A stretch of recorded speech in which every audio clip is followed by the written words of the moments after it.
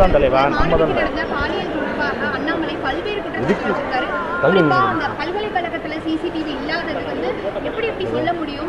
பாதுகாப்பு இல்லாத நிலைமை தமிழகத்துல இந்த மாதிரி பாதுகாப்பு இல்லாத நிலைமை வந்து அரசியல் கட்சிகளுக்கு ஒரு மரியாதை இல்லாத நிலைமை. நாளையில இருந்து வந்துட்டு நான் வேற மாதிரியான அரசியல் செய்ய போறேன் அப்படின்னு சொல்லியிருக்காரு. பல்வேறு குற்றச்சாட்டுகள் முன் வச்சிருக்காரு. இதை எப்படி பார்க்கணும்?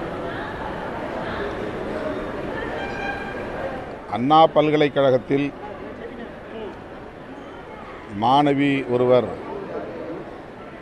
பாலியல் வல்லுறவுக்கு ஆளாக்கப்பட்டிருப்பது மிகுந்த வேதனைக்குரியது. தொடர்புடைய குற்றவாளி உடனடியாக கைது செய்யப்பட்டிருப்பது ஆறுதல் அளிக்கிறது.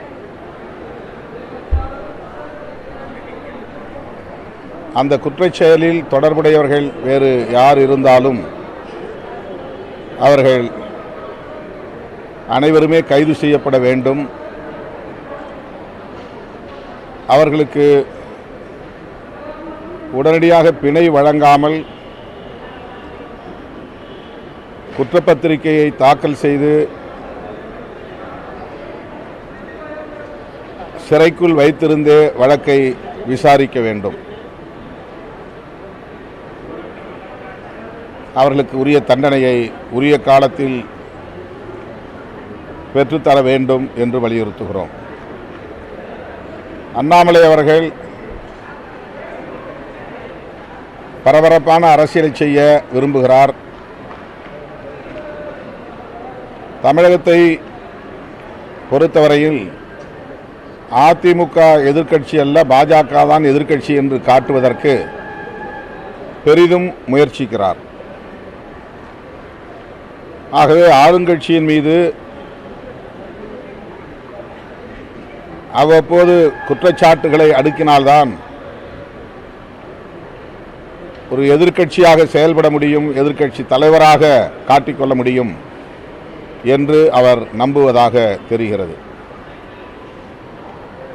கைது செய்யப்பட்ட ஞானசேகரன் அரசியல் கட்சி தலைவர்களோடு புகைப்படம் எடுத்திருக்கிறார் என்று காரணம் சொல்லி அதற்கு திமுக பொறுப்பேற்க வேண்டும் என்று கூறுவது அப்பட்டமான ஒரு அரசியல், ஆதாய அரசியல். அவர் கைது செய்யப்படாமல் இருந்தால் ஒருவேளை இந்த காரணத்தினால்தான் திமுக அரசு அவரை கைது செய்யவில்லை என்று கூட குற்றம் சாட்டலாம்.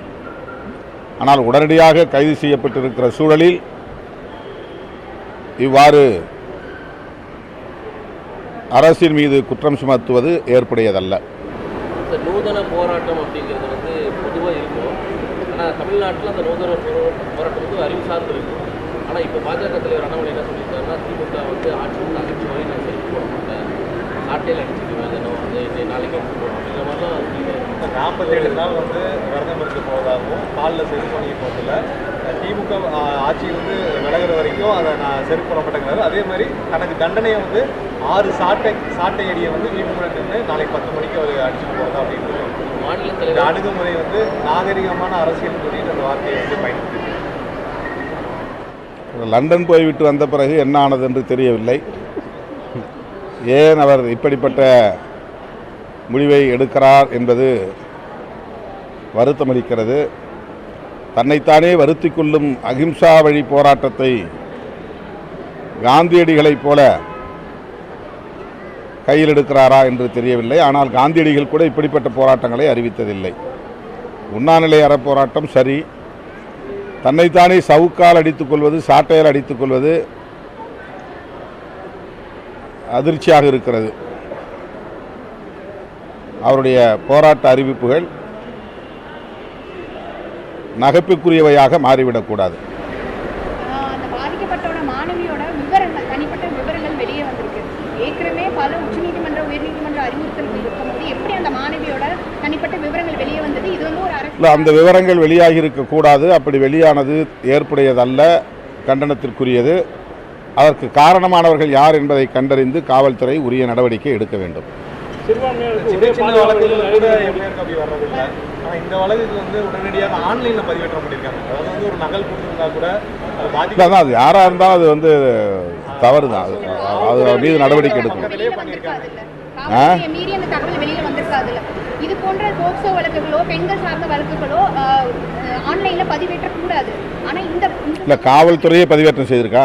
இணையதள பக்கத்தில் பண்ணியிருக்காங்க. காவல்துறையுடைய இணையதள பக்கத்துலையா?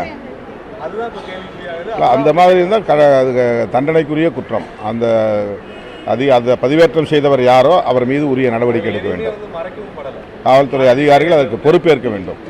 சிறுபான்மையினருக்கு ஒரே பாதுகாப்பு நரேந்திர மோடின்னு சொல்லிட்டு இது 21ஆம் நூற்றாண்டின் மிகச்சிறந்த நகைச்சுவை. திமுகவை வந்து திரும்ப மிரட்டுகிறாருன்னு எதிர்கட்சிகள் வந்து சொல்லிட்டு இருக்காங்க. அது எப்படி பார்க்குறீங்க? அவங்க என்னை வச்சு அரசியல் பண்ணணும்னு நினைக்கிறாங்க. திரும்ப திரும்ப விளக்கம் கொடுத்தாலும் அவர்கள் விரும்புகிற சூதாட்டத்தை நடத்த பார்க்கிறார்கள். விடுதலை சிறுத்தைகள் அதற்கு இடம் கொடுக்காது. அரசியல் ஆதாய கணக்குகளின் அடிப்படையில் நாங்கள் செயல்படவில்லை. எங்களுக்கு ஒரு நோக்கம் இருக்கிறது. தேர்தல் களத்திலும் கொள்கை சார்ந்து தொலைநோக்கு பார்வையோடு லாப நட்ட கணக்கில்லாமல் இயங்க வேண்டும் என்பதில் உறுதியாக இருக்கிறோம். ஆகவே நாங்கள் யாரையும் மிரட்டுகிற நிலையிலும் இல்லை, எங்களை யாரும் மிரட்டுகிற நிலையிலும் நாங்கள் இல்லை. செய்திகளை உடனுக்குடன் தெரிந்து கொள்ள உடனே சப்ஸ்கிரைப் பண்ணுங்க.